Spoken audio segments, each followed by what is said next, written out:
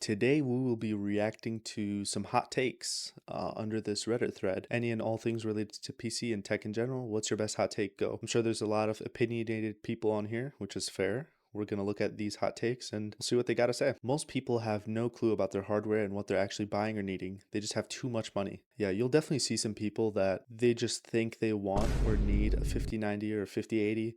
They're probably not going to use it to its full potential. There's definitely people like that, but I don't think this is the majority of people that really research and look at what PC they want and what hardware components. This is how people do it. They go on PC Part Picker and they look for each and every single part and look at what they're buying, and they know what they're getting themselves into. So I wouldn't say this is most people. Let's see the next one. You don't need a 600 hertz monitor to play Minecraft. Okay, fair enough. I mean, yeah, it's definitely true. I mean, 600 hertz monitors are extremely rare. I know there's some that are 700 plus. Those are usually dual mode monitors. So you'd run it, 720p on 720 hertz.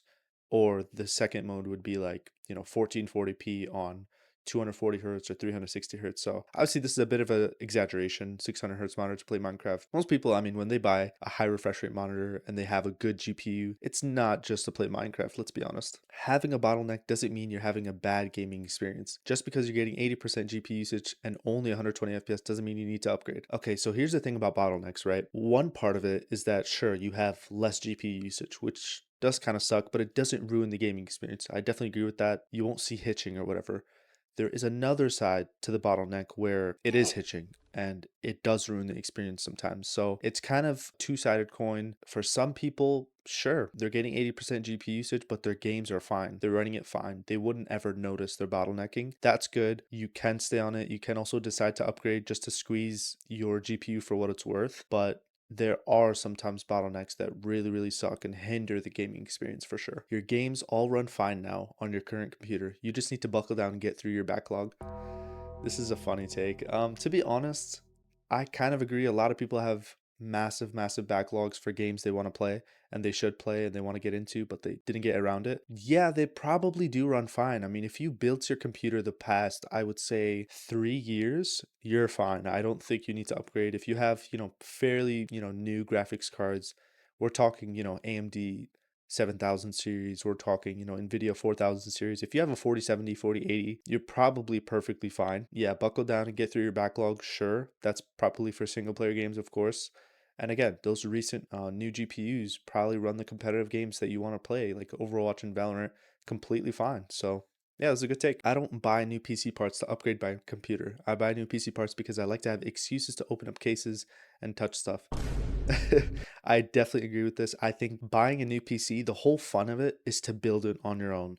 Of course, some people they get anxious about it. They don't want to touch it. They just want a completely brand new PC, which is completely fair. You just want, a good gaming setup. I totally get it. But for me personally, and for a lot of other people out there, going to Micro Center, picking out your parts, putting it all together, spending that afternoon putting it all together and having your GPU pop up and seeing the fan spinning for the first time, that is an experience all on its own.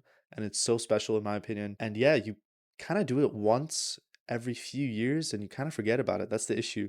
So I would say if you want to have that experience, there's actually some jobs like that, to be honest. You could also do like freelance and you can help people out and build their PCs for them and charge a service. But yeah, I totally get this. I mean, getting new parts and putting it all together is super fun for sure. AMD is the gaming king and Intel is becoming budget builders' dreams. And I'm not a sour bee about it. Okay. Yeah, AMD in terms of CPUs are just killing it. They're doing extremely well. Even their GPUs, I mean, in terms of price to performance, AMD GPUs are amazing. 9070 XT, you can get it for what, 700, maybe 800 bucks, you are set for a few years for sure. Intel's becoming a budget builder's dream. Okay. Intel has a few GPUs like the Arc series that are actually kind of underrated. When they first came out and when they got, their drivers updates and whatnot, they used to sell out very fast. I don't know what it's like right now, but they're definitely underrated. In terms of their CPUs, I think they're making a comeback. I think it's closer than people think. Of course, AMD is king in terms of their gaming CPUs. They're very good. But Intel is not too far behind. I've heard some things that they could be bringing it back. So we'll see what happens for sure. It's a market.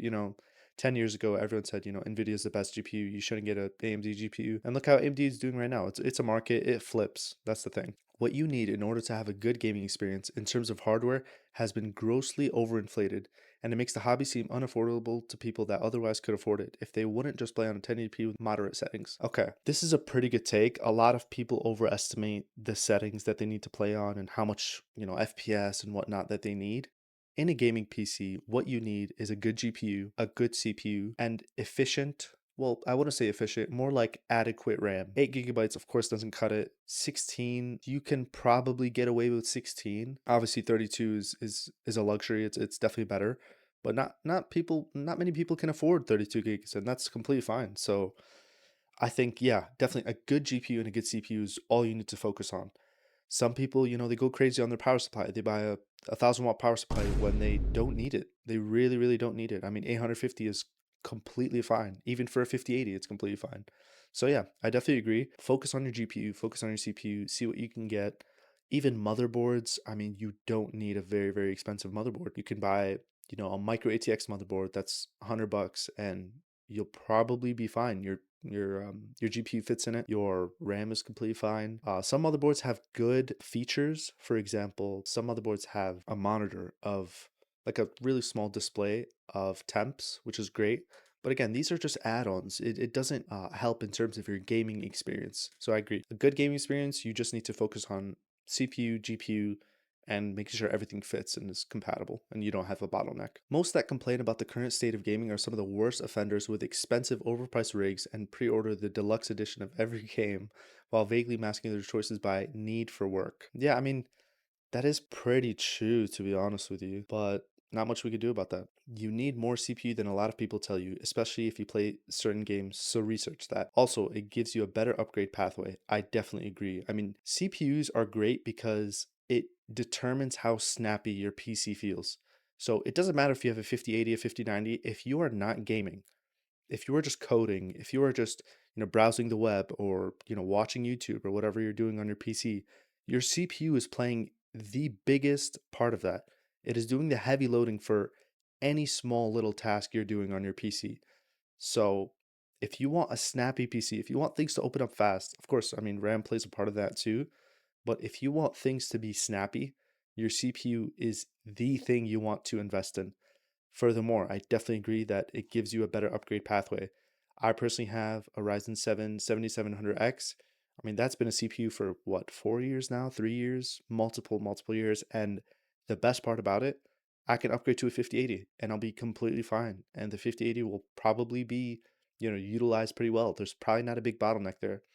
Of course, if you want a CPU that gives you extra performance, you might want to look into X3D CPUs. But just in general, I mean, getting a good CPU, for sure, better pathway, and for sure, a better PC experience. Not particularly gaming experience. Sometimes it's a bit niche, but definitely a better PC experience. So yeah, definitely agree. Hot take, ignorance is bliss, and that's okay. In gaming and PC hardware, knowing less can actually help you enjoy more. A lot of so-called issues are blown away out of proportion online. Games with mixed reviews, that just means not everyone's enjoying them. There's a higher chance you might not either. Okay, interesting. Same goes for performance. 30 FPS is not unplayable. Sure, 60 or 20 is 60 or 120 is smoother, but not everyone needs that. If you're constantly chasing perfect frame rates or ultra settings, you might find you're having just as much or even more fun. You don't need to be a hardware expert to enjoy games. Okay, Yeah, obviously don't chase perfections. Everyone needs to know what they want from their rig and what they want from gaming in general. Some people put a graphics settings limit.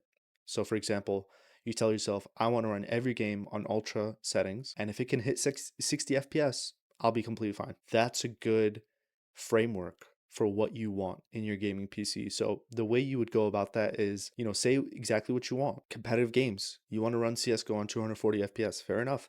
What you want to do then is search up your rig and search up benchmarks on YouTube, and you can find plenty. There are so many. You can find, 7700 XT with a Ryzen 7 7700X, and you'll see how that runs, and you'll see does it perform on the games I want it to perform on with the FPS and the settings that I want. If it does, go for it. It's a good rig. That's what you want. So I definitely agree. It's pick your poison. It's what you want specifically. Ignorance is bliss. That's fair. Yeah, I definitely agree with this take in general. Silent PCs with no RGB improve the experience. Okay, so there's two parts of this take. There's silent PCs and then no RGB. Silent PC is super underrated. You need to have good cooling in your PC, so it doesn't bother you, so it doesn't, start whining in your ears. With no RGB, I don't know how I feel about this one because First of all, RGB is a preference, of course.